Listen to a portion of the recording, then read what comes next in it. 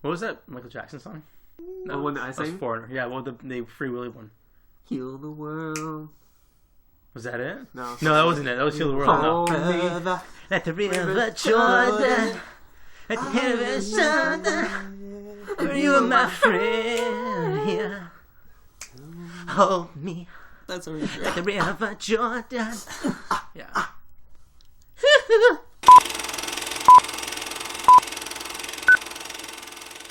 Hey guys, and welcome to another episode of the Up Real Late podcast. We are on episode 11. My name is Scott Ellis, and I'm joined here, as always, by Tim McGavick. How are you doing today, Tim? I'm exhausted and not feeling very good. Well, Doesn't show. Hopefully we can pick you up here with this episode. And also here, Tyler Switolski. I am, for the record, also not feeling well. Oh, I have this giant 2-liter bottle of Canada Dry beside me that I plan on polishing off in the next 90 minutes. Thank you for that. Now I cannot drink that. Thank you. It's really busy. You are an asshole. I had to hear that it was real. Yeah. And also here, Adam Franey. Oh, boys. I'm feeling good. I don't know. You two schmucks are sick. I feel fine. We're going to have to hype this episode up a little bit. Get hype. Hashtag get hype. Because this week, I'm going to run down a couple of things we're going to talk about. A lot of TIFF stuff going on this week. Oh, yeah. Because we went to TIFF. Oh. You guys went to TIFF? You guys went to TIFF. Sorry, Tim. No. Scott's kidding, Tim. Sorry, guys. Don't lie to Tim. 3 of us went to TIFF. Tim was unable to attend, but we will be seeing a little tidbit for the viewers.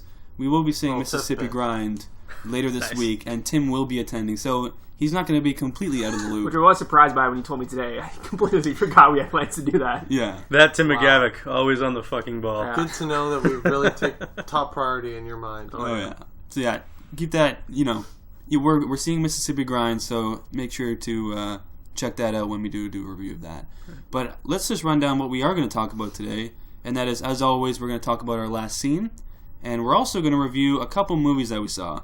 And that is, first off, a movie that actually wasn't a part of TIFF, but we did see it during TIFF. It was a sort of a limited release movie, and that is Cop Car. Whoop, whoop. And we're also going to talk about Demolition, starring Jake Gyllenhaal, and Eye in the Sky, starring Helen Mirren, which we also got to see the world premiere of. So that's pretty awesome.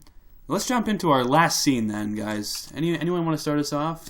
Should I go, since this is pretty much the only thing I'll be talking about? Yes, yeah, so Tim, you do. Let's start it off with you, Tim. So, Tim, you do your last scene and then just go home. Yeah, I can just. Yeah, let's get you out of the way awesome. right off the bat, so you can not talk for the rest of the thing. Thanks. So it was a light week. I wanted something light to watch because I finally have succumbed to Hannibal being canceled. So I'm making my way through the last 5 episodes. Rough. The depression has set in. So I wanted something to brighten up my day a bit. So I watched a 1993 family comedy called The Sandlot. Oh, what? You didn't. What a classic. Has anyone seen this? No. Yes. This is my childhood. Favorite movie. This movie I never saw as a kid. I don't know why. I played baseball. I probably should have seen this thing. But this is 1993, written by David M. Evans and Robert Gunter, and directed by David M. Evans. They haven't really done much else besides family comedies for the last 10 years. I don't even know who did The Sandlot. So. This stars Tom Gyrie, who played Brendan Harris in Mystic River. Oh, really? He pops up a lot in other things. Black Donnelly's, which was a great TV show. Mike Vitter, who went on to do some Mighty Duck movies. Patrick Rena, Karen Allen, and Dennis Leary. Dennis Leary. Yeah. So basically, a quick little plot is the new kid in town, Scotty Smalls, is taken under the wing of the best baseball player and his team, who spend their days playing baseball in the neighborhood Sandlot ballpark. Their misadventures of rival teams, lifeguards, and a vicious neighborhood dog all bring the kids together in this cult movie. I'll have to give this movie a heavy 3. Oh, very enjoyable. It stands up a lot.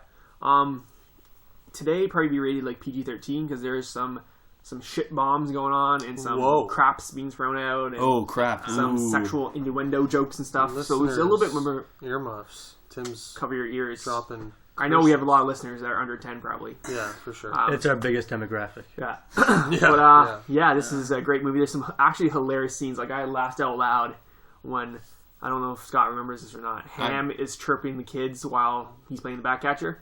And he's been like, a long time. "Oh, hey, your sister's out there she's just out there in the outfield. She's naked, man. She's naked." Really? Just like straight up like chirping. It was Sweet that chirp. scene was like hilarious. It went on for like a minute where like each batter comes up, he's just like making fun of like. Oh, I remember that. I think I it's have great. seen that. Yeah, it's really funny. What I remember most about this movie is I was actually like kind of scared. I don't know, like whenever I think of it, like that dog. The dog's it was like scary. It was like a horror movie. Like What when I kind was of a dog? kid. What kind of dog are we talking about? Because Here? like they would hit the ball and it would go over the fence Yeah. into the yard of where there was a dog, like a vicious dog that like wasn't on screen. It was like a hidden, like it was like, oh, there's like a big dog. Like we don't want to go and get the ball because it's like lost. It's like a monster. It's like this neighborhood mystical beast.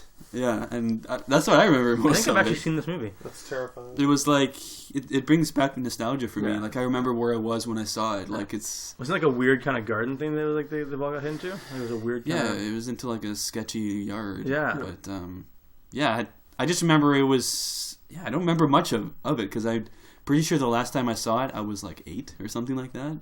But I do remember it was good. So you guys, Maybe. Tyler and Adam, haven't seen it. Maybe. If you haven't, and you guys are like looking for something light to watch just one day, watch it. It's great. It's not on Netflix. I have it on Blu-ray. That's why I watched it. Wow. Damn it. Sandlot Blu-ray. Eh? I'll lend it to you. Okay. So Heavy 3, Tim's Heavy coming 3 is enjoyable. Okay. I quite enjoyed it. in. Anyone else want to jump in with their last scene? I'm going home. Yeah, Tim. Bye, Tim. Sorry, man. It's been great. Tim, it was great. nice seeing you, Tim. It was. Tyler, let's hear from you. So my last scene was. Here we go. Okay, so you guys are gonna get a little angry about this, but No, guys, don't rub your faces. All of you are rubbing your faces at once. Don't do this. It's a universal Facepalm. face palm. I know, I can think see the this. listeners are face palm. Raging already. I know, I can see this. You didn't see Kingsman again, did No, you? no, I didn't see Kingsman. Okay. My blood's boiling. But I Why? did do a rewatch, You stupid and fuck. I'll tell you why. You stupid Because fuck. I don't like committing to a movie if I don't think I'm going to stay awake for it. And so this was yesterday. I was like, I'm falling asleep. I'm not going to put on a new movie. I actually made it through the entire movie. So, but I rewatched Tropic Thunder, which is one of my all-time favorite comedies. It is pretty funny. Yeah. It is pretty funny. So I watched that, and you guys are still looking just generally pissed off. It's okay. It's okay. I saw so many movies this week. Stop being PC. You This could have is seen fucking something new. You bullshit. could have seen something new. I okay? saw Watch one of your favorite so many comedies that Yes. you've seen 1,000 times. No, and that's the thing. I only saw it a couple times when it first came out, and I haven't seen it since then. Okay. So it's not that okay. bad. Okay. All right. I So didn't what's know that. what's this Okay. Tropic Thunder movie? Okay, you're talking so about? Yeah, I never heard of this. What I'm is gonna this? you asshole. I'm gonna dive into Franny's memory banks here, Yeah. and Hit up the memory bank. yeah. What is the So premise again? yeah, you guys don't know, right? Tug Speedman, played by Ben Stiller, a pampered action superstar, sets out for Southeast Asia to take part in the biggest, most expensive war movie produced. But soon after filming begins, he and his co-stars, Oscar-winning Kirk Lazarus, played by Robert Downey Jr., and comic Jeff Portnoy, played by Jack Black, and the rest of the crew, must become real soldiers when fighting breaks out in part of the jungle. This, I don't like saying like I have like a list of favorite comedies just because again comedy is so subjective and everyone finds it different. Mm-hmm. This has got to be in my top 10 though. Like if I was to make a list, this would be my top 10. There are some really funny moments in this movie. And you know I gotta give props to Ben Stiller because you know this movie was his baby. Yeah, he went off. I always remember that the scene in the beginning where it still cracks me up when I think about it. When his hands, they just remind me of daisies, like they're like flowers. His hands are flowers. Just like exploded like lettuce just hanging off his hands. Just And Downey is just trying to give this emotional scene, and he's like holding his hands and like shaking his hands, and that always cracks me up. I don't know why. I think it's just this is one of the movies where I see it and I think I really, really want to see a sequel to this.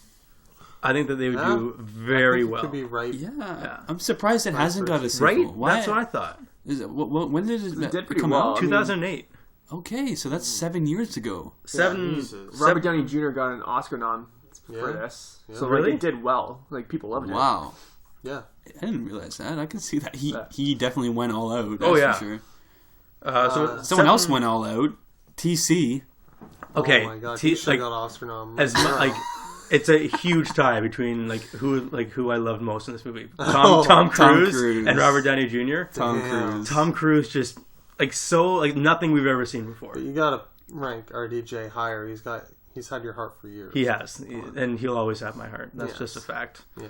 But just listening. Les Grossman, just a pure classic. Amazing. My rage has subsided for the rewatch. You guys can't be mad at me. Now let's get into it. This is top 10 comedy for myself. Take a step back. Yeah? And literally fuck your own band. Yeah. It's on my Letterboxd top 10 comedies. I think it's 6th for me. Yeah. Just incredible. Just a classic comedy for me. It's gut busting. Every line in this movie just slays me. I still use full retard to this day. Yeah. RDJ came up with that puppy. Oh yeah. I don't know. I think it's Ben Stiller's masterpiece. It really is. He wrote, directed, and starred in it. Yeah. He directed it? Yeah. Wow. Yeah, he directed it. Wow. And wrote. I didn't even... Yeah, it was just such a perfect movie. There's nothing about this movie that I don't like. Such a good, commentary on just actors and how ridiculous they can be. Yeah. And just behind the scenes movie making in general.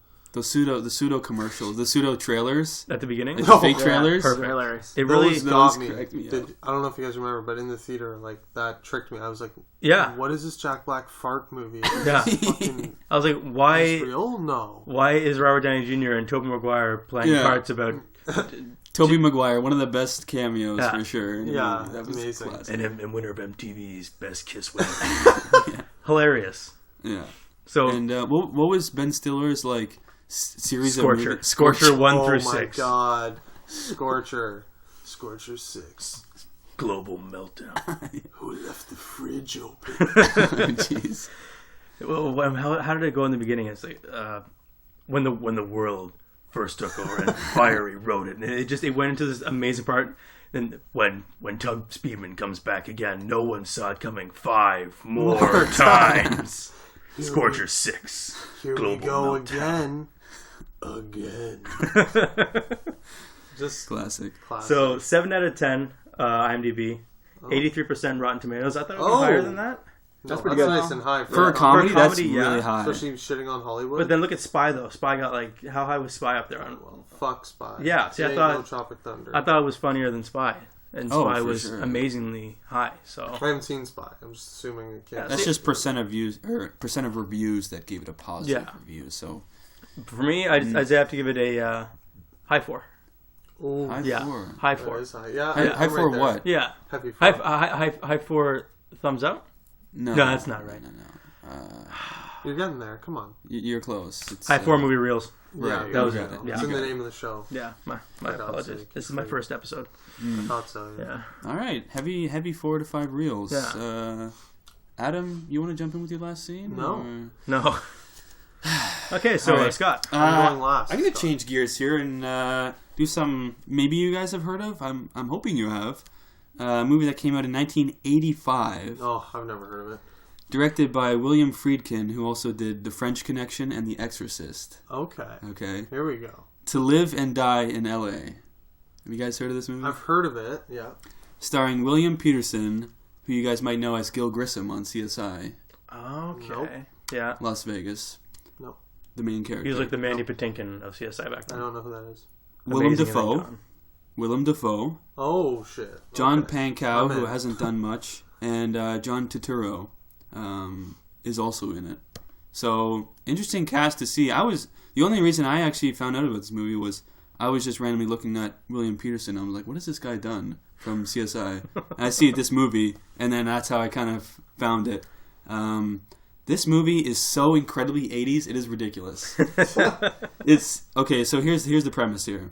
A fearless Secret Service agent, played by William Peterson, will stop at nothing to bring down the counterfeiter, played by Willem Dafoe, who killed his partner. Set in L.A., it's kind of a gritty, violent, but also stylish, kind of neo-noir movie.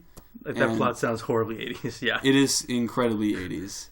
And the soundtrack is by a well-known 80s artist called Wang Chung, who did... their sound is just encapsulates the 80s. Yeah. It's ridiculous. just synths and just the drum sounds. It's incredible. 80s synth Yeah, we all know score? how much of a Yeah. fan Franny is. Adam of is 80s in. synths. Yeah, Adam is in. You might like it. write it down, because Frain. To Live and Die in L.A. dude. I really enjoyed this movie just because it's not, it's not up there for like quality of movies, but I really enjoyed it. It's fun. Like, it's gritty. Like I said, it's violent, and like I said, it's stylish. William Peterson, who plays this character in CSI, I'm so used to of being very like clinical and formal and stuff. But in this, he's like this like hotshot like cop with his like pop collar and like aviator sunglasses, like Oh God. just like it's ridiculous. But Tim, you got a point there. A nice little tie-in for you. Oh, Do you know who's in this? Robert Downey Sr. Yeah. Damn. Robert Downey Jr.'s. RDJ's dad. well, I'm not sure Yeah. if you guys knew. Was that I didn't know this until a little while ago, but it was actually a producer, a writer and producer on SNL, I think, or producer on SNL for the longest time. Really RDJ's father? Yeah, and then actually Robert Downey Jr. actually was on SNL for a season. Yeah. interesting. Yeah. Double ties. Yeah. Boom. But yeah, To Live and Die in L.A. was done only on a $6 million budget, Jesus. which was pretty low for the time. And because of that, they couldn't get any big stars. So that's why there's all these, actors here. Willem Dafoe wasn't a big star at the time. This was a year before he did Platoon, which got him a Best Supporting Actor nomination.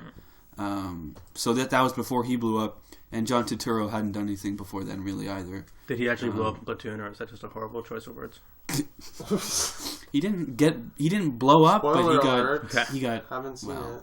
Well, I was just thinking because they pay homage to that in Tropic Thunder. Oh yeah, So I was just thinking there about you that. go. Triple Ties tie-in. Yeah. Ties tie-in. Just keeping it up, boys. Yeah, but there is an amazing. If I could sell this movie for you guys, You can't. It sounds like shit. there is an amazing car chase sequence in this, where they're racing through the LA River and through the these rail tracks, and there's a train. They're like car chasing around the train, and it's incredible. And they're like on the wrong side of the highway, and like So they take all like the classic car chase scene cliches and put them into one movie.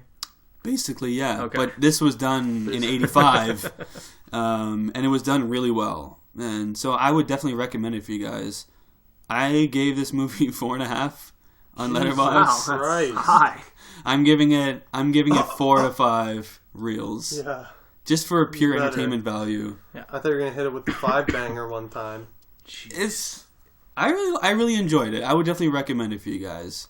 The soundtrack really made it for me, honestly. So, Franny, you got to check that out then. Yeah, the synths. Somebody say 80s synth. The Frayne man's on the job. Yeah, I'll be giving it a watch. But Yeah. So like I said, definitely recommend it. If you guys want to see sort of lesser known 80s action movie. Tim, have you seen this? No. Ty? No. Neither have I. Maybe we'll have to do a real recommend. Ooh. It's possible. Love it, right? It's possible. We'll bank that one. We'll think about that. I'll save it right in the memory banks. Adam, let's shift over to you. What was the last movie you saw? Allow me to cap off the last scene with the most important opinion of the group. Whoa. Think very highly of yourself. Mine, Adam Franey's. Not to toot your own horn or anything, but... I saw The Visit. Oh! M. Night, The Shamhammer. the Shamhammer himself. A single Interesting. mother finds that things in her family's life go very wrong after her 2 young children take a little visit to their grandparents' house. Interesting. Starring Ed Oxenbould, Olivia DeJonge, 2 unknown child actors, You're confident. You're so confident in the... Yeah, so do you want to try pronouncing their names too? Or? Catherine Hahn, Deanna Dunnigan, and Peter McRobbie. Okay. Produced, written by, directed by Oh. M. Night Shyamalan. Shyamalan. Now, it's always risky Shyamalan. when you're going into a Shamhammer flick. Could go either way. By risky, I mean you're fucked. His last 5 movies, I don't know, Brutal. 4 or 5, have been dog turd. Oh, yeah. This man started his career out on Fire. I love, Sixth Sense, horror classic. Sixth Sense. Actually, I haven't seen Unbreakable. From what I hear, it's amazing. Very good. Yeah. Don't laugh. This might be guilty pleasure territory. I think Signs is a masterpiece. Signs is great. Yeah, it's a classic. Like 4.5 on Letterboxd. I'm in love with Signs. I don't think it's a masterpiece, but it is enjoyable. The atmosphere is so good. There's like 0 score on it almost. Yeah, it was like Hitchcockian almost to me. Then I even liked The Visit at the time. Village? Sorry, The Village. There you go. I know people hate that too. I like The Village. It was mismarketed. Right. So? Completely, yeah. It's a romance movie, but it got marketed as like a horror. I thought it was movie. a horror. No, it's not. I still haven't seen it. No.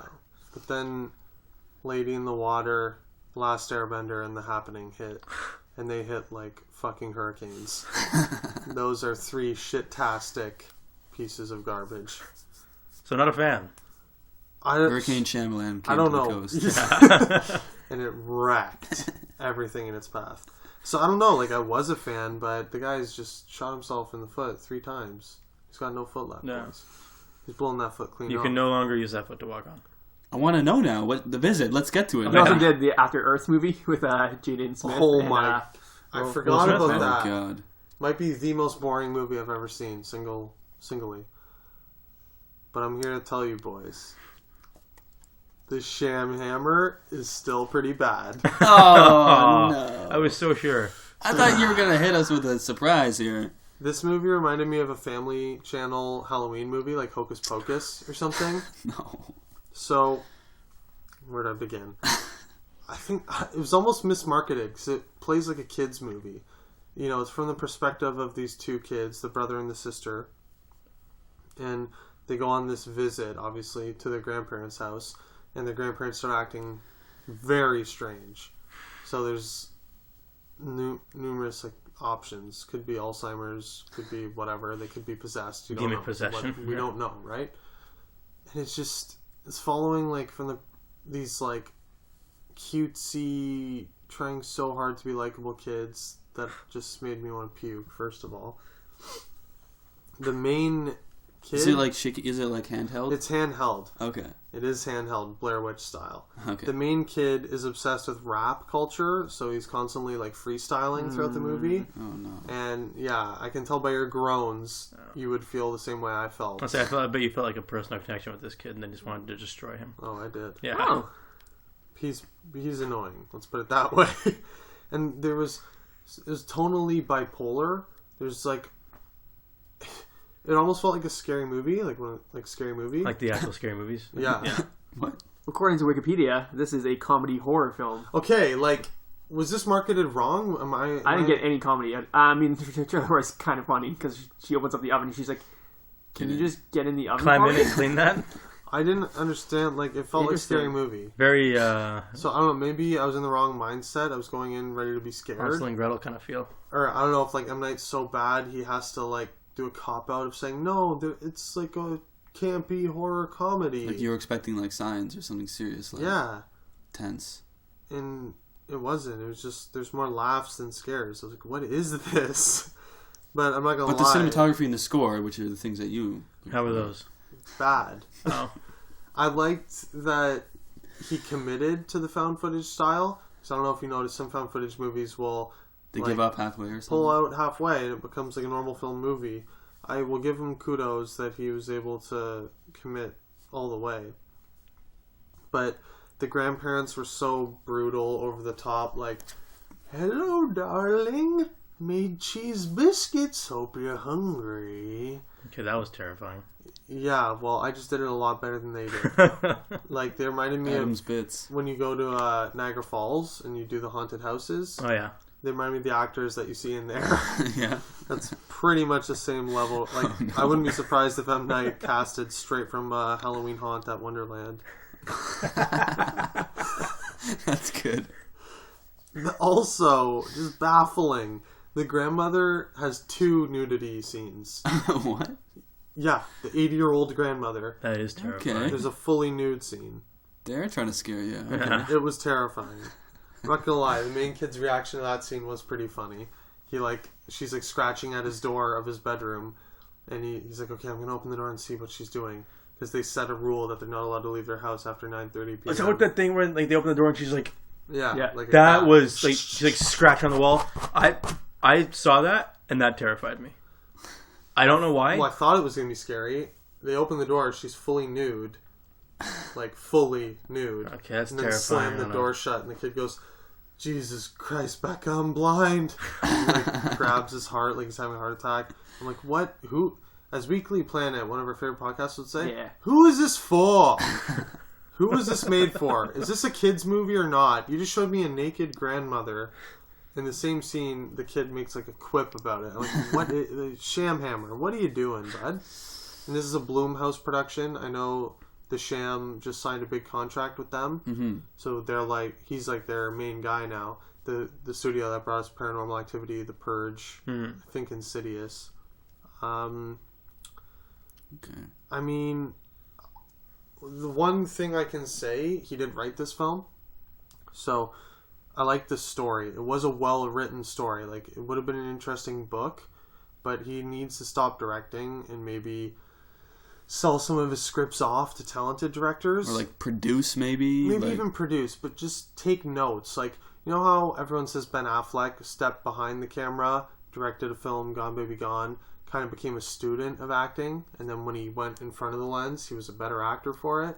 I think The Sham needs to take a page out of Affleck's book. I don't think he can. I don't think he has it in him. I think he so... can. You're saying the opposite of what I think. I think he should just stop writing and only direct. I remember because his atmosphere and stuff is always pretty solid in his movies. Well, it's funny. I knew you were going to say that because I remember you saying that. But this movie showed me the opposite because the directing is like brutal. The acting is like painful. Interesting. It, again, feels like a Family Channel Halloween. Although I haven't seen his last like 4 movies, but like Sixth Sense, Village, like Avatar's Unbreakable, like Avatar's kind of notorious now for having some of the most atrocious dialogue imaginable that he wrote. Well, that's the funny thing. I agree with you guys, but I'm telling you, this movie is a well-written movie. The story is so well penned out. It's a lot like Signs. Like, I think if he let a good director direct one of his scripts, again, he could take notes of how to properly direct it, right? But like I was saying, like I don't think he could do that. I don't think he could step back and take notes because of his ego. He's so he just loves himself. He doesn't want anyone to criticize him. Because I know, like, Lady in the Water, for example, like, a horrible movie, critically panned, like, that was, like, a passion project of his. Right. Like, there's a story he told his children. And, like, the studio, I think it was Disney, saw the script and was like, yeah, no, this isn't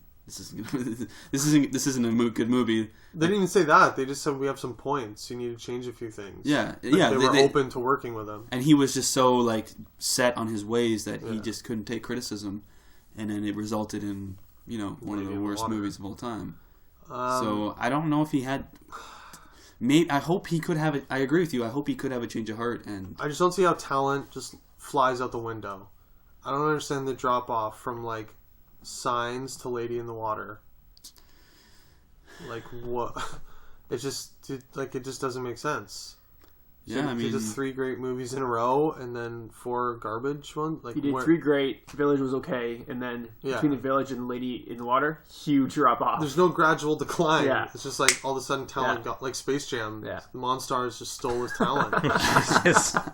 Seriously, what? You didn't know you were going to get a Space Jam reference today, listeners? Boom. His creativity just, I don't know. He just didn't expect that. We're going to the Space Jam. He had a period where he was extremely successful, and then I don't know. He just lost his touch. I don't know. I just don't understand how that happens, but nevertheless, this isn't a piece of garbage.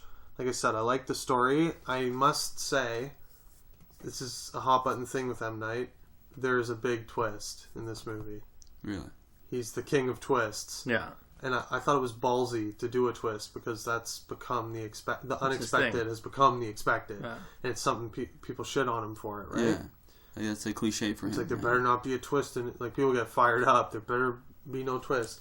So the fact that he did it, knowing people hate it, is ballsy, and I like the twist. I'm not gonna lie, it blew my mind. It was the last thing I suspected. Really? Yeah, I feel maybe I'm an idiot. People might disagree. Because I heard there was a twist, and did you?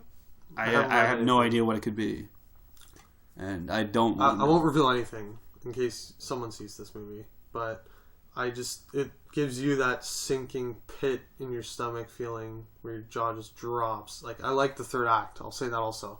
there's some good genuine horror moments in that third act where they get away from the laughs that are just misplaced and awful.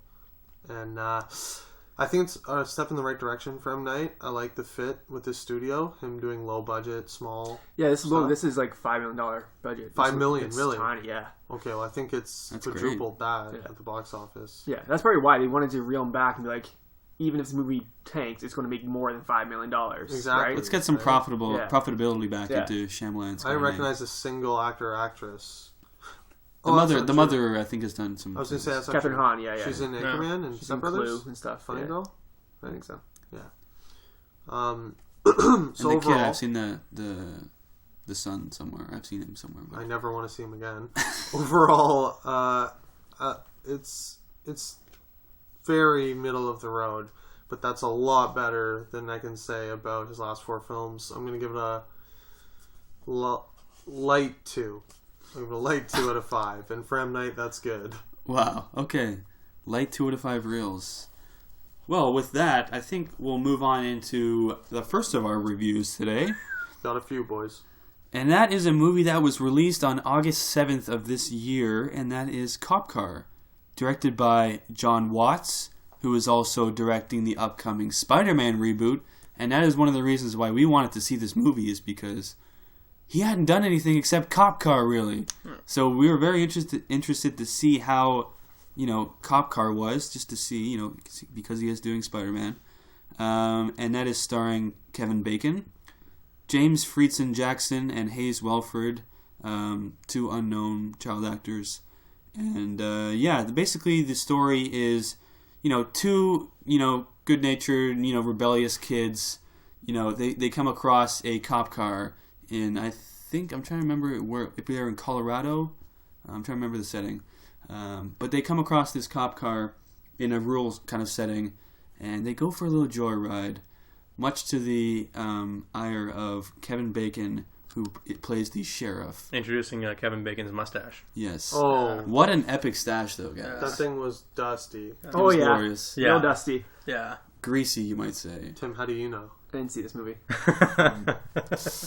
Tim, just Listen, sit there. You just go up the stairs there, take a left, and that's the exit. Just head on out, alright? Sorry, Tim. I do want to mention, before this movie, there was probably one of the most epic B-movie trailers I've seen. Jesus. This movie is called The Editor. It cracked me up. So I'm gonna set the mood here. I had never been to one of these older style theaters before. Okay. And so when we sat down, I was like, okay, this is kind of a cool feeling. And then they opened the curtains, because they actually had fucking curtains. So they opened the curtains, and then There was a curtain. this trailer started immediately. And I remember thinking that it was so bad. I was like, they must be playing on how shitty this movie is and how shitty this theater looks. Like, this has to be like an advertisement for the theater, because they both look so bad. And that's The Editor, and that gave a release date. And then I realized it was a real thing. And It wasn't that shitty of a theater. Shout out to the Royal Cinema on College. It was just incredibly old. Were you thinking like, oh, they still play the one trailer that they started playing from the 50s? They just leave that on loop? I thought that was it. And it's just like, this has been open since, That's however long, and they just kept replaying this one thing, so maybe it was stuck in the VHS deck or something.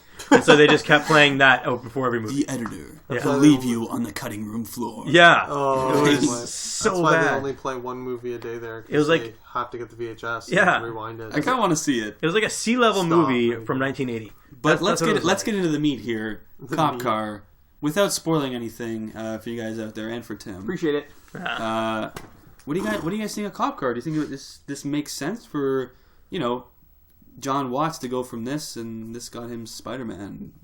Adam, your thoughts about Cop Car? I liked it. Didn't love it. I was anticipating it quite a bit because me and Tim's most anticipated on the bonus summer episode a while back. Mm-hmm.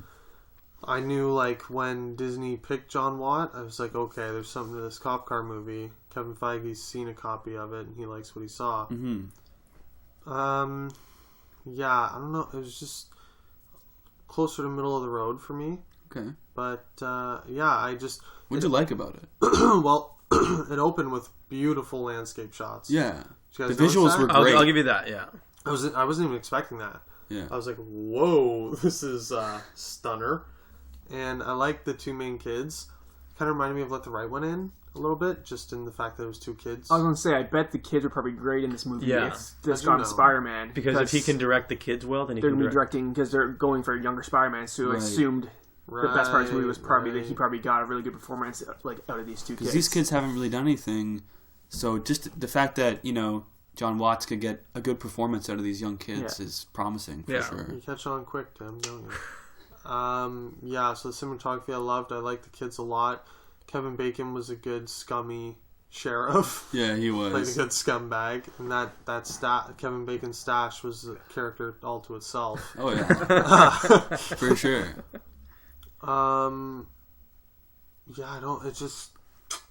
It didn't blow you away. Yeah, it just didn't, move me. I wanted to like it. I did.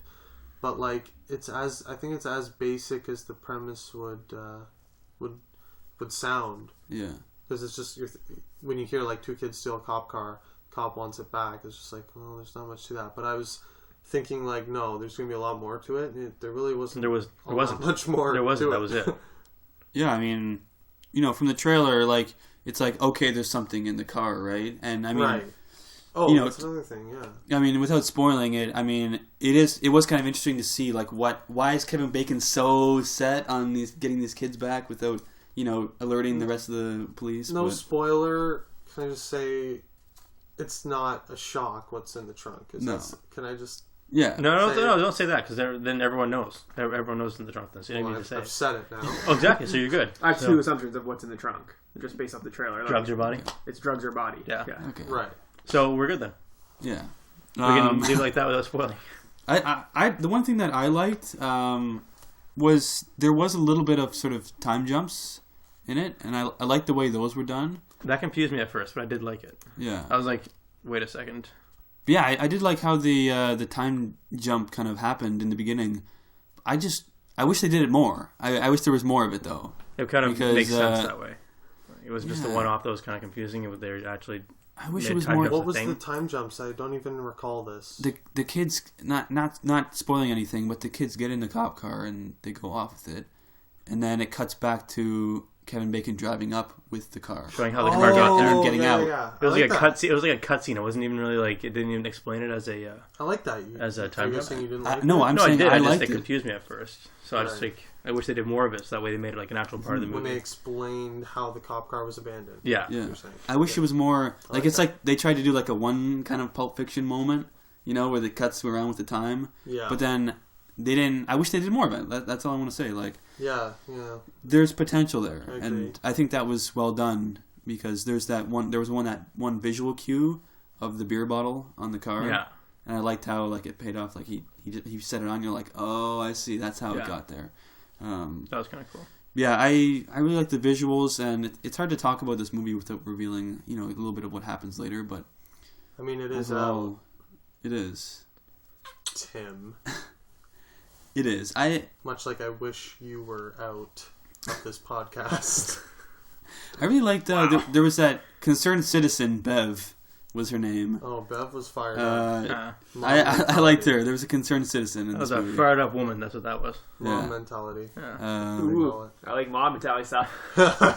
But I do have to say, I'm gonna go against the grain here. I think. Yeah. I was not a fan.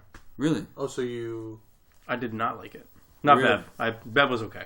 I didn't mind Bev. She was the best part. She was cool. She was a concerned citizen. But okay, hit us. Nice. This is good. I didn't like it, and I don't want to say too much about it because I don't want to derail Tim from going to see it.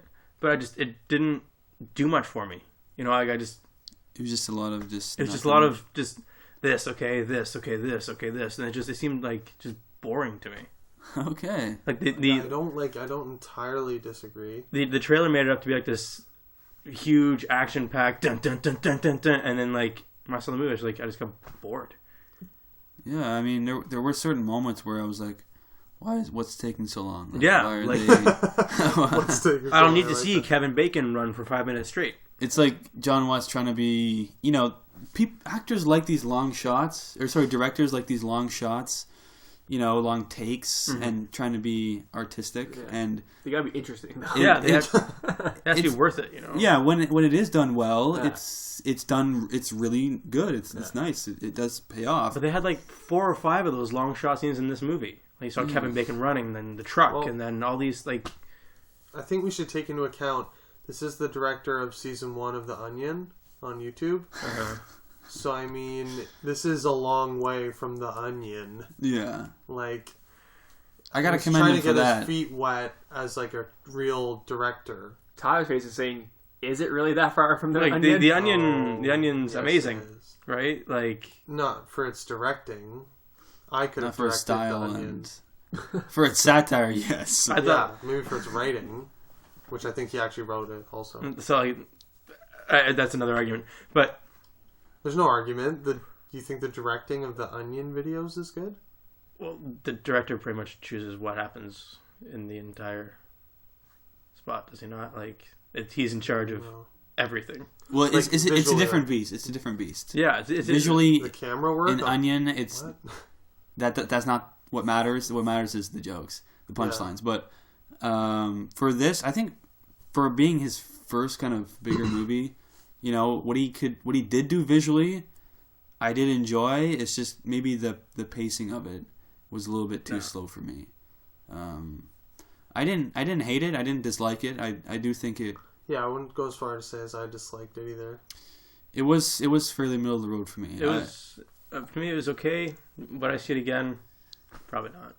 I would give Cop Car 3 out of 5 reels. It was slightly above average for me, but it didn't blow me away. No. But it does make me a little bit more interested to see what happens with Spider-Man, because what we said earlier, the directing of John Watts with the kids, how he handled the kids, that does make it a little bit more interesting for me. But how would you guys rate this movie? Adam, I'll go first. Yeah. It doesn't make me excited for Spider-Man. It makes me.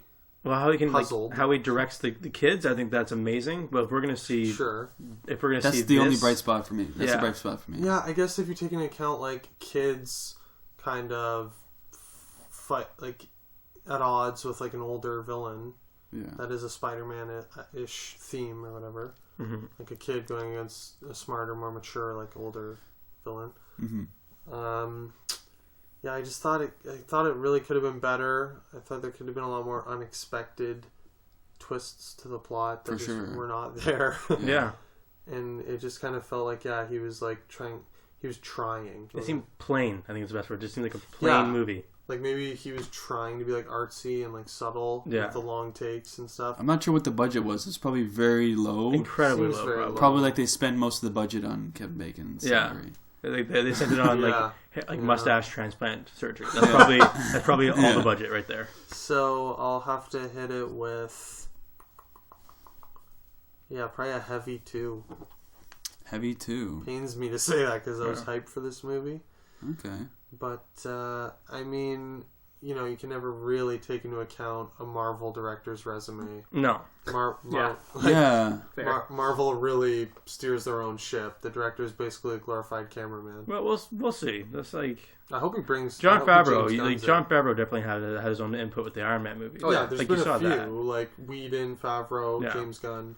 But with this guy, this being the other 12. Yeah, with this guy, this being his. One of this is his first movie, is it not? He did a horror movie called Clown. Also. Okay, so this being his first movie, then right. So, maybe Marvel will kind of teach him and steer him in the right direction. Maybe this will actually be good for him. I mean, look at the Russo brothers. They go from was it Marley and Me? Yeah.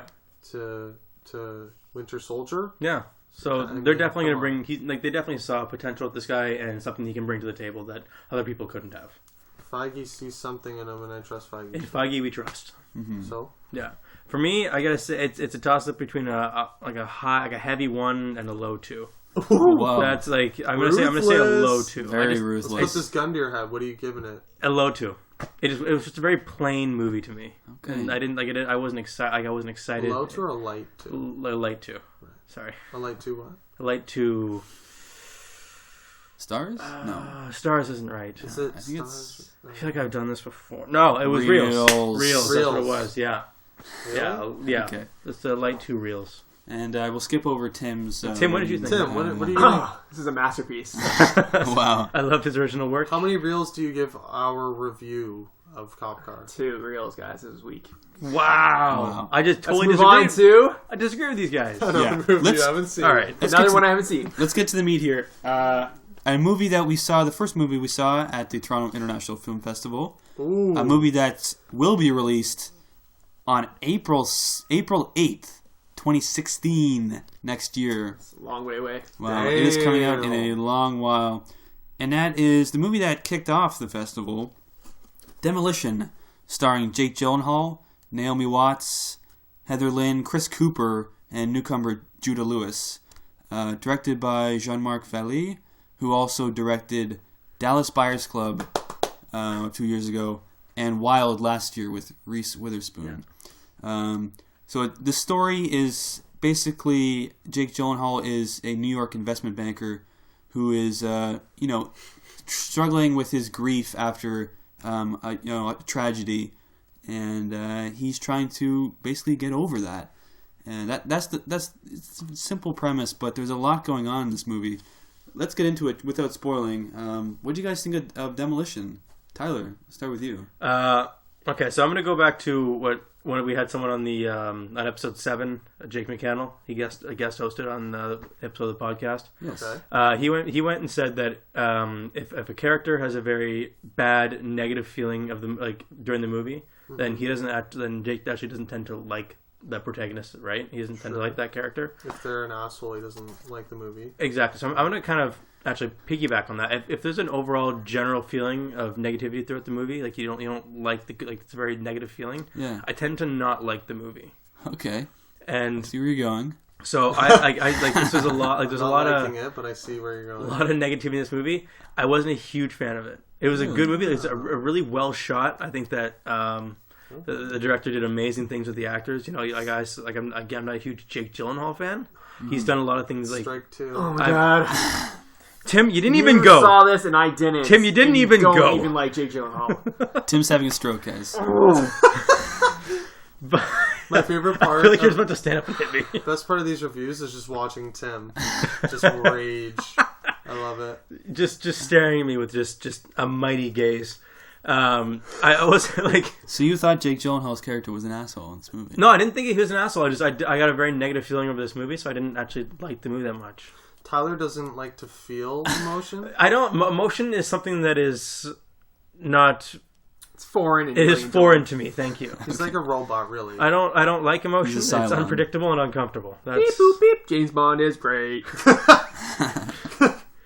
just a future Tim's bits there. Wow. That's Tyler. Okay, sorry, continue. So I think that it was directed well. Jake I Gyllenhaal respect that. did a very good job acting. I think the kid was amazing in this movie. Judah Stole the Lewis. show for me. Yeah, but overall I didn't like it just because of the negative feeling. Again, there's so much that it was good about it. I didn't like it just because of that overwhelming negative feeling. Because of the way his character acted? It's or? dark. Exactly. Like it was a darker feeling, and just every time you're like, oh, this guy is like, oh, I'm trying not to say anything. I don't want to screw it over for you. But like, it was just so negative. So Yeah. I'm gonna say what the tragedy was because it's in the first 10 minutes. Yeah, That's fine. Not even first 10 minutes, first 2 minutes? yeah. First minute. His wife dies. Dies. Yeah. Okay. Yeah. Figure that. Fatal car crash. Destroyed by a truck. Just gets straight up wrecked. I like Demolition a lot. I thought it was allow me to step in. Adam's giving his take. Yeah. I was impressed. I haven't seen Wild. I love Dallas Buyers Club. It's like 4.5 on the letterbox for me. I don't know about you guys. Yeah, Yeah, it's- go right back. I really enjoyed Dallas. High on the list. Haven't seen Wild. This is a step back from Dallas Buyers Club. Different tone, I was different. going to say it's a different movie. I can't necessarily compare, but No. I never saw This is a black comedy. This is like a dark right. comedy. I haven't seen the trailer. I don't know if it conveys that. No, convey comedy. No, I just want to just cut in real quick. Yeah. I laughed a lot during this movie. Dude, so did I I. was- I think more than you're laugh. supposed I was to. I think. howling. I think that was Like, you were supposed to intentional. laugh a The lot. crowd was laughing. It was intentional. No, I know that. I got that part. There were howls for sure. I was laughing pretty hard. Like it surprised me. I did not expect that. I would call it like a pitch black, dark comedy. Yeah. But it had an emotional core to it, which is the key to a good comedy, I think. For sure. If you... I could relate to Jake Gyllenhaal's character. I'm a bit of a scumbag myself. Okay, yeah. A bit of an asshole. So you are a prick, so there's that. No, I love Jake Gyllenhaal. I think he's an amazing actor. But I really liked this character, you know, he was playing I felt like he was playing more of a real, down-to-earth person. R-E-E-L, down-to-earth person. Yeah, of course. Of course. I might have to disagree with that. R-E-A-L? The way he acted... No. I wouldn't say the way he acted was normal. The way he reacted to... Well, okay. Well, how can you normalize dealing with grief, though? Listen, that's the thing. That's the main sort of subject that this movie tackles is grief. And, you know, Gyllenhaal's character trying to deal with it. Yeah. And I guess, you know, that's the thing about grief is that everyone sort of reacts in different ways, and this is... It felt real the way for his me. character... He felt grounded for me compared to Nightcrawler, where he's incredible, but he's going very over the top. And, you know, like Prisoners, again, incredible. But they're not grounded. I can't relate to that. Didn't feel real. The way he, you know, says, like, I didn't necessarily love my wife, and just the brutal honesty, like, just how he's dealing with some of the grief, just almost not reacting. Yeah, like just numb. He was like numb. Like, I've lost loved ones, and sometimes it is numbing. Yeah. I like feel nothing. Other times cry, and it's like devastating, and it's just a weird. I don't know. I just thought it was real. It was almost like too real. Yeah. It was like scary. I was like, whoa, that's too relatable. But yeah, I thought it was good. It was a somewhat subtle performance. Other than, I guess we should mention he gets into a habit of demolishing objects. Mm-hmm. It is called Demolition. Taking them apart. Actually, he doesn't actually demolish them until till the end. Right. But he actually takes things apart. That's kind of one of the messages in the beginning of the movie is, in order to fix something, you first have to take it apart and see how it goes. And together. see how it goes back together. Right. Tear it all down and then rebuild. Exactly. And that is a very clear metaphor. You know, his life gets torn down. What? His life gets taken apart emotionally, and he's trying to figure out how to put it back together, and he's just trying to basically demolish what he has. And I mean, Marc-Jean Vallée has basically done a trilogy with that theme now, with Dallas Buyers Club, Wild, and Demolition. Characters falling apart and then having to build themselves back up. The protagonist in each film gets, you know, air quotes, destroyed, and then has to rebuild their life and who they are as a person. No, I need to clear the air here. In no way did I say this is a shitty movie. I don't think this is a bad movie. I know what you're saying. Maybe I just didn't enjoy it. I'm trying to think of an equivalent. It's very hard to watch. Having a dead soul, absolutely.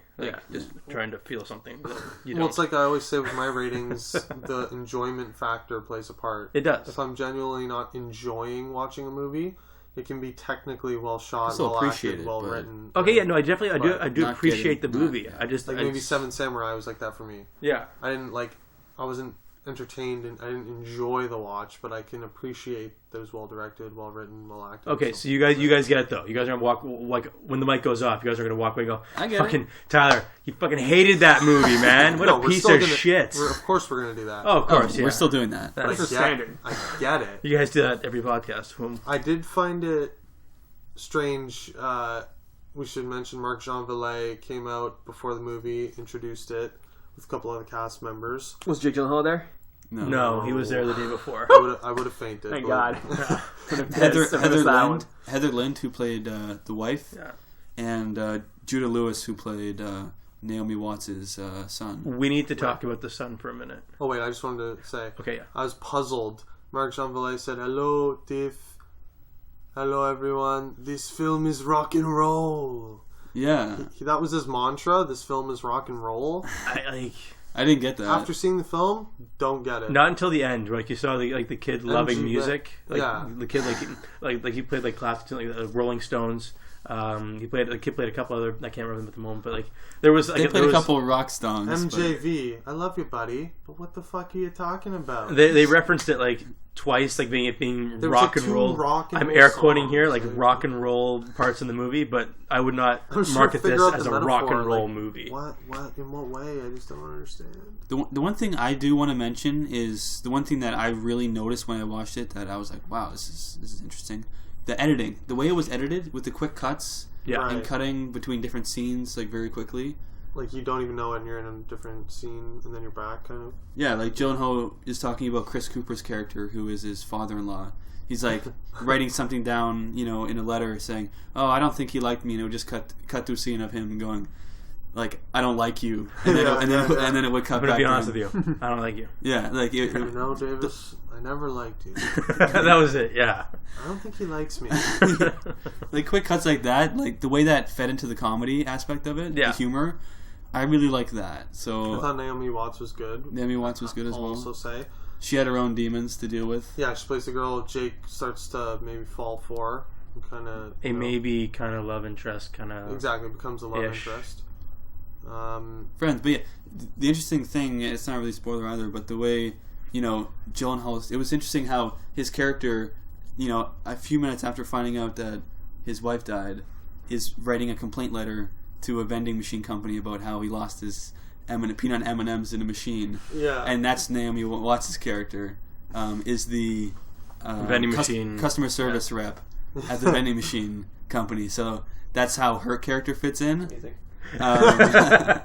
It is. He's writing a complaint, and there's sort of a back and forth of letters, and eventually, they sort of get together and they From this bond. sort of work through their demons. But I thought the kid was amazing. He stole the Yeah. movie for me. for sure, Just when Jake Gyllenhaal walks down the stairs and sees him for the first time, and he's just eating cereal and says, "You fucking my mom?"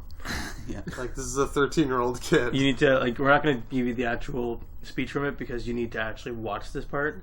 Yeah. It was. Oh, I'll watch it in perfect. April. Yeah. Oh, Right. I'll see it. 8 months from now, In I will 8 see months. it. Yeah. Quick question: do you guys know how the Oscars work? Like, can this be nominated for stuff this year, or does it have to be a wide release? I think it has to be a wide release. So this won't even be eligible until There's no Don't think it has to be wide Following release. year, right? No? There's certain. there's it no has to release hit. whatsoever.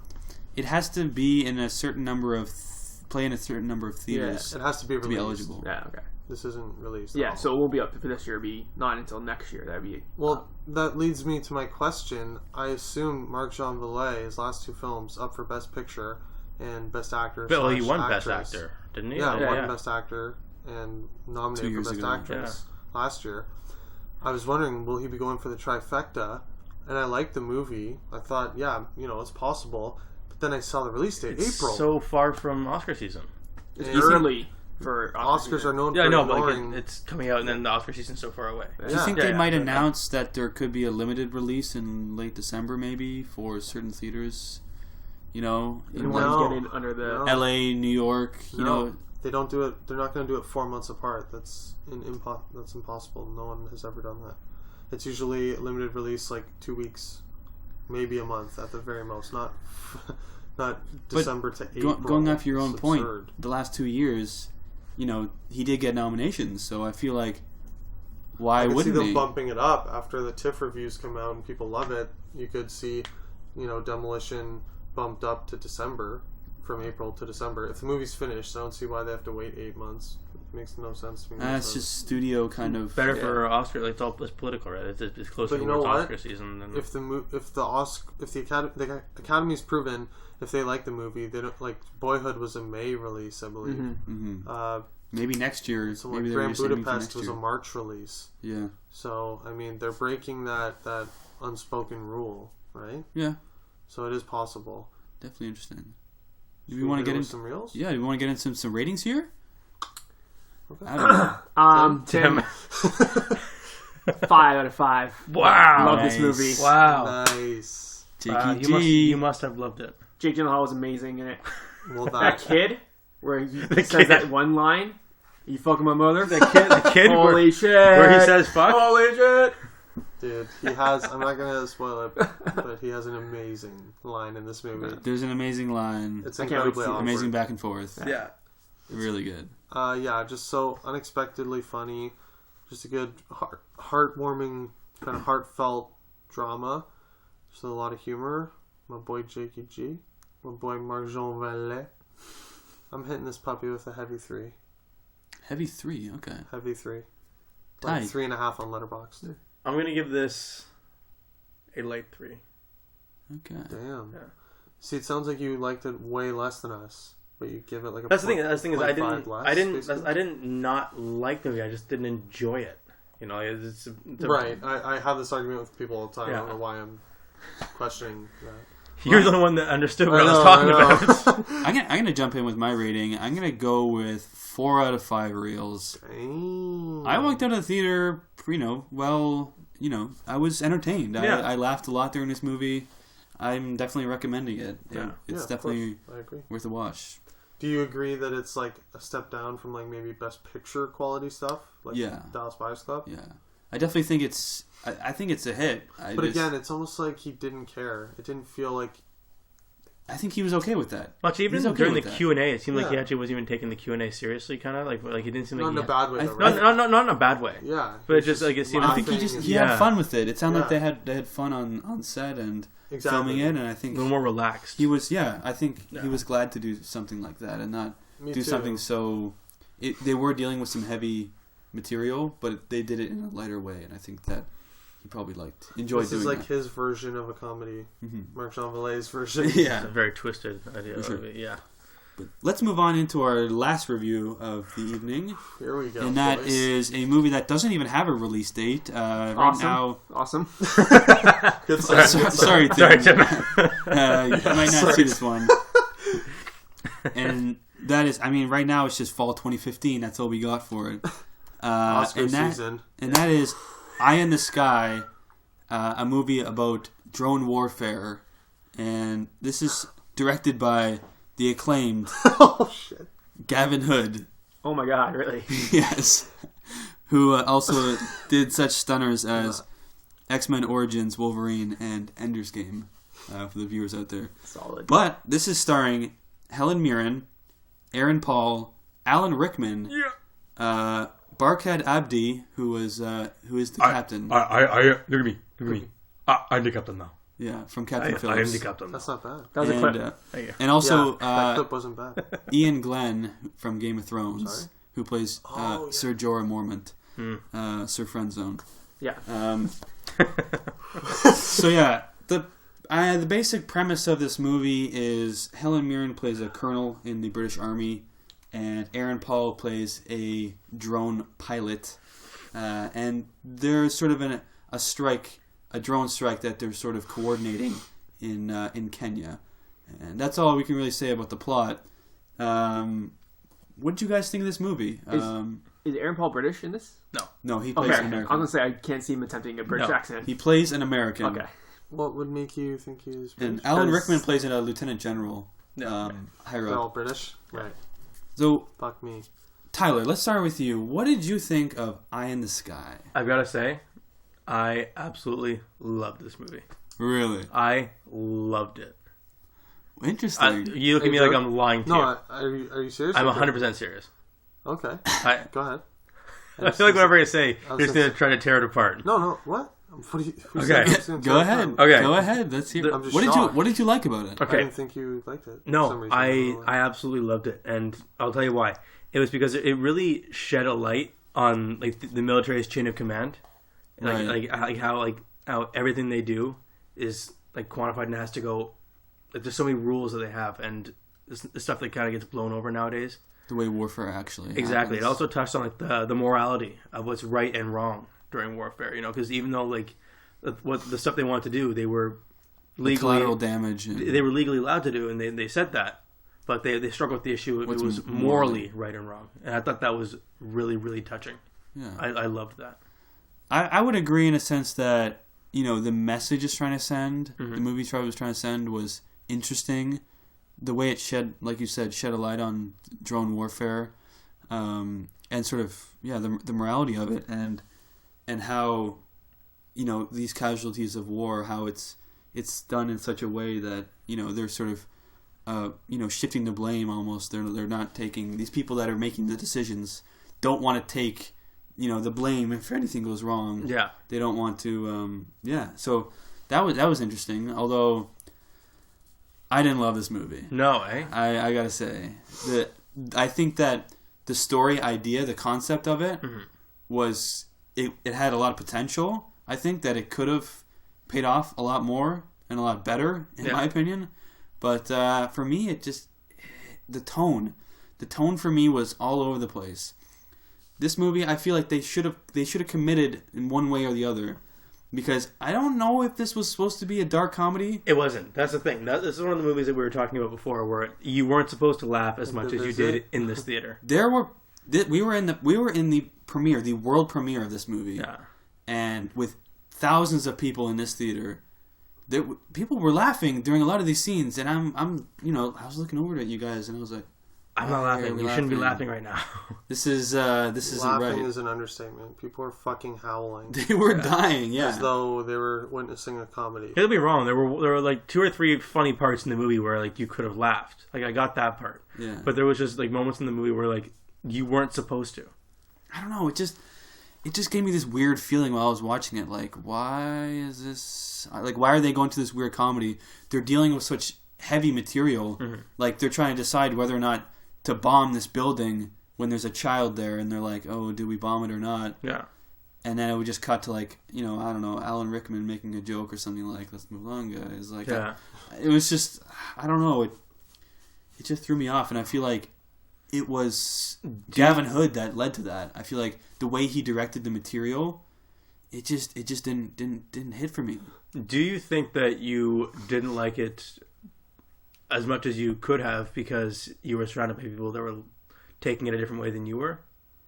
No, I feel like you might have been influenced by everyone around you, kind of thing. I don't think so, because I think those jokes that hit, like, I understood that they were jokes, that there was trying to be humor there. Okay, but just the fact, like, they didn't need those moments there. I felt like they could have gone one way or the other a little bit more and committed, and I also felt like they could have portrayed the chain of command. Like, I understand that was, they were trying to show that there are a lot of layers to it. Yeah. And different levels where people are kind of shifting the responsibility onto other people for making these decisions.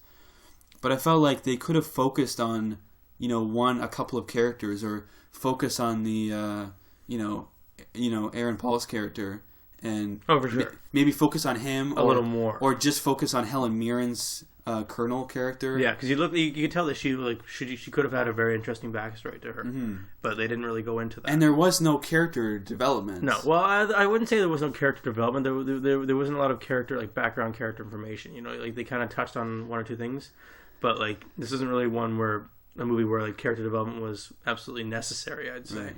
But I felt like just the way that they had all these different levels, it just felt scattered for me. Like it tonally, it just, I don't know, it was just all over the place. But Adam, I want to hear what you thought about Eye in the Sky. Oddly silent. I mean, I haven't seen it, so that's why I've been quiet. But. Yeah, so he's got a reason. Just rifling through the memory banks here. How do I say this? Adam, we gotta know. I absolutely hated this movie. Really? With a burning passion. This is one of the worst movies I've seen in recent memory, in my humble opinion. Okay. So you and I are just never like destined to never agree on anything. Like that's. I'm speechless. I put first. What didn't you like? Okay, here we go. Hit up the mental notes. First thing I put in the mental notes here. ... piece of shit. ... why Helen Mirren? Why? This seems like a passion project for her, because she was there, and she said that when she saw this script that she had to do this movie. She told her publicist and her agent to put everything else on hold. Okay, I was getting a drink. What she was doing. Did she say this? Oh yeah, you were gone for like a half hour. We thought you got kicked out, by the way. Maybe it could have played into it that it was one of the worst experiences of my life, not knowing we had balcony tickets after waiting 2 hours in line, and then getting to the balcony, and then having to get a drink, and waiting like half an hour in a line of 50 people to get a drink, and then going back onto the balcony, and people not letting me into the row, saying, no, not here, sir. Please, just let me sneak by you. My friends are here. No. No. Wow. And eventually went like a few rows down. So the movie itself didn't help? And I'm like, well, you know what? Let me sit down here. We could have an Oscar bait movie, some Helen Mirren action. And it shit on my face. Well, that's the thing. She's like. But what'd she say? Sorry. She came out to this like when they came out and introduced the movie. Right. She was. You could tell that she was very passionate about this movie. Like this was something that she put. Well, she was like the only one there, so that makes sense. Well, it was there. They had the writer, and then they had Barkhad Abdi. They had the captain. Was there The temporary captain. Yeah. And then they had the director. He's a limo driver, so I'm sure he wasn't busy. That's wow. Like Alan Rickman and Colin Firth and Aaron Paul weren't there. That's true. Colin Firth actually produced this movie. So, okay. Of course, Helen Sorry, Mirren, I looked it up. Makes sense that it's her passion project because she was actually there, right? And so she was there, and she actually went out and said that she told her agent and said that whatever else comes up, we're scheduling it around this. This is what I'm doing. This is what I have to do. Now, my question is, does Gavin Hood have nudes of her that he's threatening to release? What? It's possible. That's the only possible reason I could see for her. Tim, you gotta see this movie. You like. Here's the thing. Do I have to now? No. It might not. Come on. Here's the if it was thing. Studio Adam Franey, this thing wouldn't be coming out. Here's the thing about those statements that Helen Mirren made. Yes, the subject matter was probably very personal to her. That's what I'm thinking, yeah. And it does seem like a passion, but she also said in that sort of short little speech she gave that she hadn't seen the movie yet. Now, and neither had Barkhad Abdi. Did she walk out? That'd be amazing. She up real late, investigator. I literally saw Helen Mirren walk out 20 minutes into the movie, and I purposely looked at her seating area, and I did not see her come back. You lie. I swear to God. I could be wrong. She may have come back and sat somewhere else. But I saw her walk out. I tapped Scott and said, "Look, Helen Mirren down there. Do you remember that?" Yeah. It was her. She was wearing a very fancy dress. That's why I noticed, and her hair and everything. It was clearly her because I saw her on stage. And yeah, I saw her walk out 20 minutes in. When did I tap you? Oh, I can't remember now, but it's all blur. Yeah. Yeah. So I could be over speculating, but I didn't see her come back. Let's put it that way. It's interesting. It did seem kind of awkward for me while I was watching it. I'm like, I wonder how Helen Mirren. And to further speculate, if I'm not mistaken, she had no other scenes with anyone else in this movie. Is that right? Yeah. So I mean, none of them had really. It did seem like a very low budget. Like a lot of the scenes, like Alan Rickman is just sitting in a conference room for the entire movie, and Aaron Paul is sitting in a trailer the whole time. He's just sitting in front of a screen the whole time. I don't care about that. Helen Mirren is sitting in a she war only room. filmed her scenes by herself with Gavin Hood, so she was good. So she probably felt, okay, I did good. This movie's good, and then saw everyone else's scenes and was like, "What the fuck? Is this a spoof of war movies?" Like, let's talk about the tonal bipolar. Yeah, like Mr. Friendzone. What was his name? Ian Glenn has food poisoning. He's sitting on the toilet, like toilet jokes. Aaron Paul is like having this moral dilemma of drone bombing someone and possibly killing innocent people, and they're cutting to Ian Glenn having bowel movements. Ian Glenn having explosive diarrhea. The theater's in uproarious laughter, and I'm like wanting to jump off the balcony you're sitting on. I'm like, Gavin Hood, if you're down there, I'm going to find you, motherfucker, and I'm going to kill you. Gavin Hood also made an appearance in this movie. Oh. Really? Yeah. Oh. Like, why? Oh, no. He played I don't even know if he was a captain or a sergeant. He was in charge of Aaron Paul. Slightly above of Aaron Paul's Charisma Vacuum rank. Himself, Gavin Hood, is in this movie. Why? I don't know. I guess it was the budget. How did anyone agree to be in a Gavin Hood movie? I thought, okay, this is going to be his passion project because he also wrote it. And he said, I did walk in and catch him say, they greenlit it in 2 days, which is always a bad sign when the director's telling you how fast it was greenlit. Gavin Hood didn't write it. There was another writer. The writer who his name's escaping me now. on IMDb I saw Gavin Hood, writer and director. He might have had a writing credit on it. Yeah. Written by Guy Hebert or Guy Hebert. Did he have a writing credit? His name was Guy actually when he came out. Guy? He was pronounced. He was British. Guy. Okay. But he was there as well, and he introduced it that it was his story. Okay. I mean, which I'm guessing it was a personal project for him, because it was sort of from the sort of position of the British Army. Well, they were directing the drone strikes. Now that makes more sense because I didn't hate the writing. Like, the writing was fine. And like you said, I like the concept for a movie. Yeah, drone warfare is definitely topical. It's a juicy topic, right? Yeah, for sure. But just Gavin Hood is absolutely awful. I don't understand how he continues to work in Hollywood. And X-Men Origins Wolverine is one of the worst superhero movies ever. Ender's Game is just a nothing. And then this is a turd. Like, I'm speechless. Alan Rickman's like trying to buy his daughter or something, the right toy, and he's getting confused, and people are laughing at this? Yeah, what the fuck? The jokes completely missed for me, like I was saying earlier. And also, I don't know why there was jokes in a drone war movie. Some of the characters also, like Aaron Paul's character, I didn't understand his character at all, because you sign up, I mean, you're a drone pilot. Yeah, but did he sign up to bomb little girls? Was that what he signed up? But you're a drone pilot. Collateral damage is going to be a part of it. Yeah, but there was only one collateral. Like, there was only one person who was going to get hurt from it, other than their targets. That's what I mean.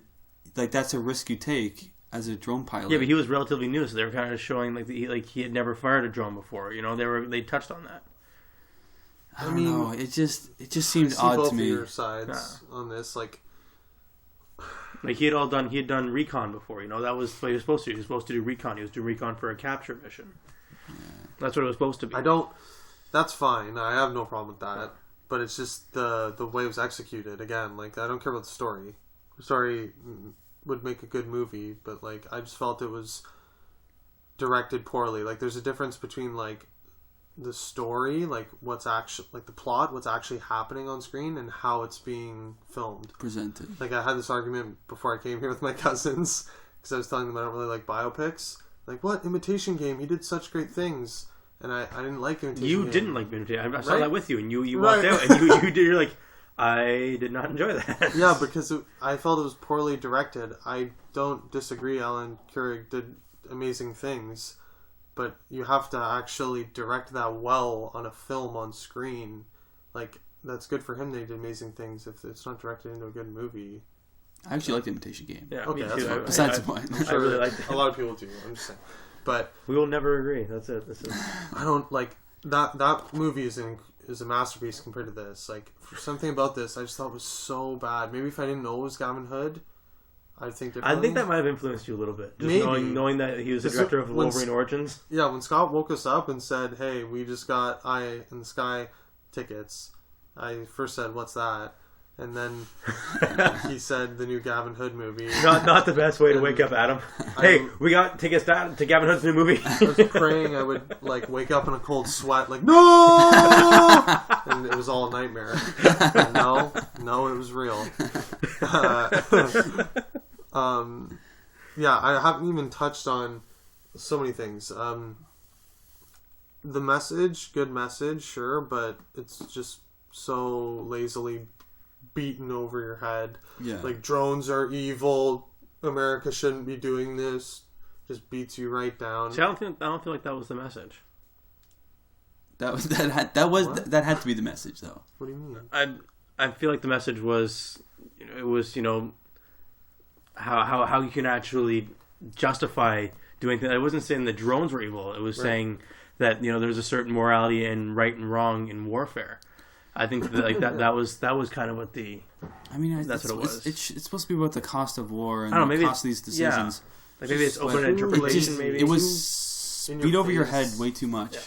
And like some of those scenes, where were they?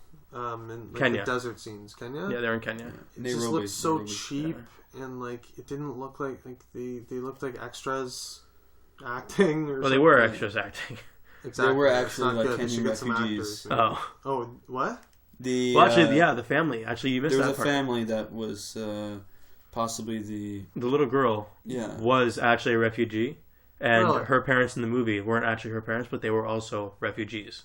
Okay. Gavin Hood mentioned that while you were in line. Getting your half an hour bottle of water. Well, it shows. Good casting, real refugees, because they can't act. Wow. Baba, what was the guy's name? The limo driver guy? Barkhad Abdi. can't act.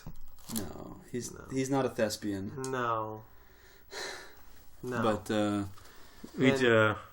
liked when he fired off those CGI insect cameras. Bugs. Yeah. Right out of a different movie. I'm like, I leaned over to Scott and said, there's 3 movies happening right now. There's the serious war drama, there's the CGI insect movie, and there's the slapstick poop joke diarrhea movie. I'm like, what the fuck is happening? Gavin Hood just fucked me. I thought it was perfectly blended. That was, in my opinion. We need to. I thought it was perfect. Let's get some ratings. I'm interested to see how fair these are going to be. Ty, what would you rate Eye in the Sky? However high you go, I will go They're polar even opposite. lower. No, I'm just kidding. I'm going to give this a medium 4. Medium 4. Yeah. I like that you aren't like shaken. He's not wavering in his No. Yeah, I like it. I like it. Good. Wow. Medium 4 reels. Commitment. Yeah. Adam, let's move over to you. On the other hand. I'm gonna go heavy 3. Heavy 3 for this one. No. No. I was like, there's no way. No. What would I give Eye in the Sky? You want to pass? Let's give some thought to it. Oh god, I'd like to pass. Critical. Like, it actually makes me angry. I can see you gritting your teeth right now. You are so angry right now. I want to be like stupid and just give it a -1 because it fucking makes me so mad. I'd like to kill Gavin Hood. I'll hit it with a heavy 1. Wow. 1 heavy star. This might be the biggest disparity. 1 heavy reel. Wow. Fitting after Mad Max, our ultimate agreement of all 5. Scott, if you say like a high 2 or like a low 3 or something, that's going to be perfect. Well, I'm not going to go that high. Okay. Wow. That's even worse. Wow. I'm going very light 2. Really? Yeah, very light 2. And that's a stretch. I could go heavy 1. Okay, listeners, we have... But we I'm have going to stick with my guns and go light 2 out of 5 reels. We have a fall release, listeners. When you see this, please remember to come back and comment and tell us whether or not I am insane, or we need to know, because I love this movie. I need to know I'm not the only one. You know what? And you know what? No, go ahead. Rotten Tomatoes did it because I needed to know. Yes. There's no scores yet, Awesome. percentage-wise, because it's so early. Yeah. But I scrolled down, and obviously there was critics at TIFF that were giving their individual reviews. Mm-hmm.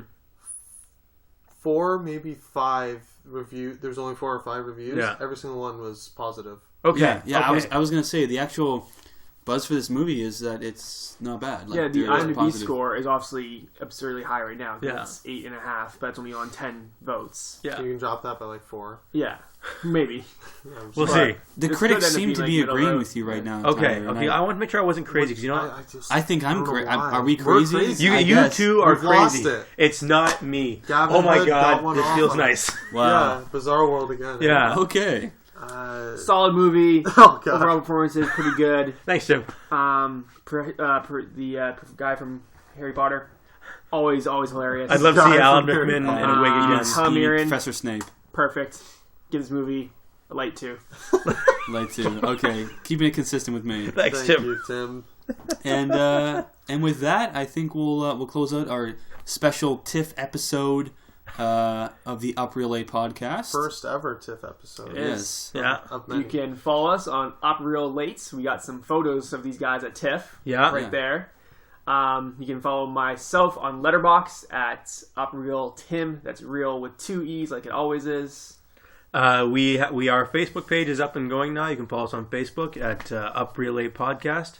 I'm on Twitter. You can find me at Mogi6, MOGEY6. Also on Letterboxd, Up Real Ty, real with 2 E's and Ty, TYE. You can find me, Adam, on Twitter at Franey25, FRANEY25. I'm also on Letterboxd, UpReal Adam, obviously 2 E's in that reel. I want to say you can look forward to Instagram coming soon for the UpReal 8 podcast. Yeah, stay tuned for sure. No specific dates, but just very soon. And you can find me on Twitter at S_Ellis71. And you can also follow me on Letterboxd at UpRealScott.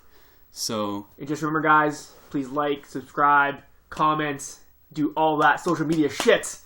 makes a difference. Makes a big difference. Huge difference, guys. Also, the timestamp is in the description, So if you want to go back to the episode, pick out your favorite parts, send them to me, thank me. Your Tim's bets. Yeah. Yeah. Oh, God. Amazing. Thank you. We'd have that segment. Yeah, that was perfect. The Tyler bot. Spot on, Classic. Tyler impression. Nice. So keep it real, guys.